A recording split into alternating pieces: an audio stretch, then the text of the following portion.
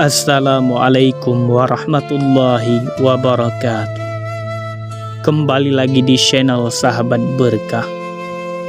Pada kesempatan singkat kali ini, kita akan membahas sebuah kisah tentang kisah menarik malaikat maut yang sulit mencabut roh seseorang. Bismillahirrahmanirrahim.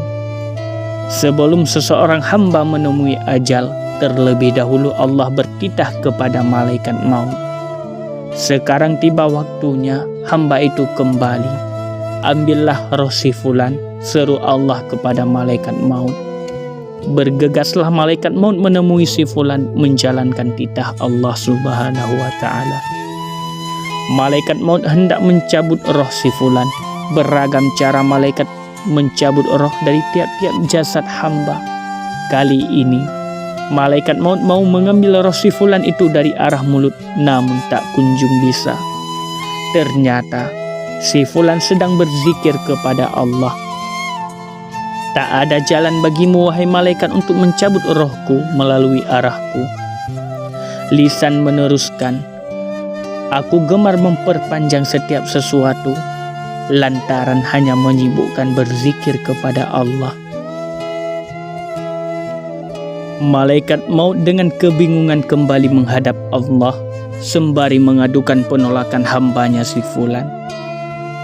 Ambillah dari arah yang lain, seru Allah kepada malaikat maut. Tangan adalah arah kedua yang dipilih malaikat untuk mencabut roh si fulan.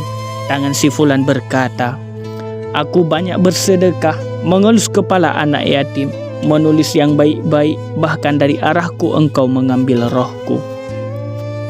Malaikat maut kembali kepada Allah dan persis dengan kata-kata yang dikatakan tangan si fulan. Ambillah dari arah yang lain. Allah bertitah lagi kepada malaikat. Kemudian kaki adalah arah yang dipilih malaikat maut untuk menjemput roh si fulan. Aku meringankan langkahku untuk salat berjamaah, melaksanakan salat 2 hari raya, dan aku tak kenal lelah melangkah menuju majelis ta'lim. Aku bukan arah untuk menarik ruh itu, kata kaki si fulan kepada malaikat. Malaikat maut pun kembali menghadap kepada Allah dengan cerita persis yang dikatakan kaki si fulan. Allah menjawab dengan titah yang sama. Selanjutnya, malaikat maut mengambil roh si fulan dari arah telinganya. Kemudian telinga mengatakan, aku mendengarkan bacaan Al-Quran, mendengarkan azan, dan mendengarkan zikir. Arahmu untuk mengambil rohku bukan aku, ucap telinga si fulan. Lagi-lagi malaikat maut gagal, kembali menghadap Allah. Malaikat mendapatkan titah yang sama. 2 belah mata kemudian dipilih untuk merenggut roh si fulan. Kami berdua melihat mushaf Al-Quran, memandang wajah ulama, memandang kedua orang tua, dan memandang orang-orang yang saleh. Aku pun bukan arahmu untuk merenggut roh, ucap kedua mata si fulan. Kemudian malaikat maut berpaling. Arah mana lagi yang dapat ia jalani untuk mencabut roh si fulan ini?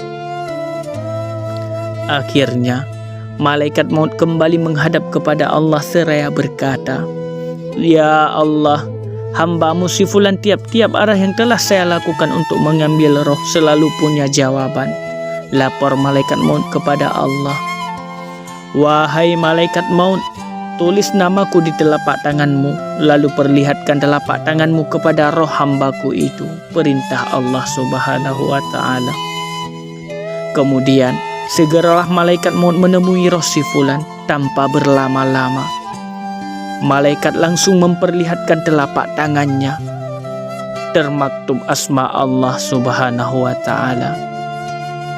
Setelah roh si fulan melihat telapak tangannya malaikat yang bertuliskan asma Allah, secepat kilat roh keluar dari jasad si fulan.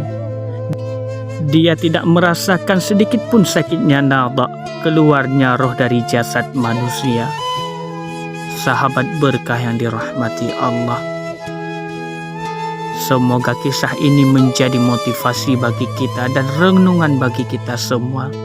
Sebagai seorang hamba, hidupnya di dunia kita ialah hanya untuk kembali kepada Allah.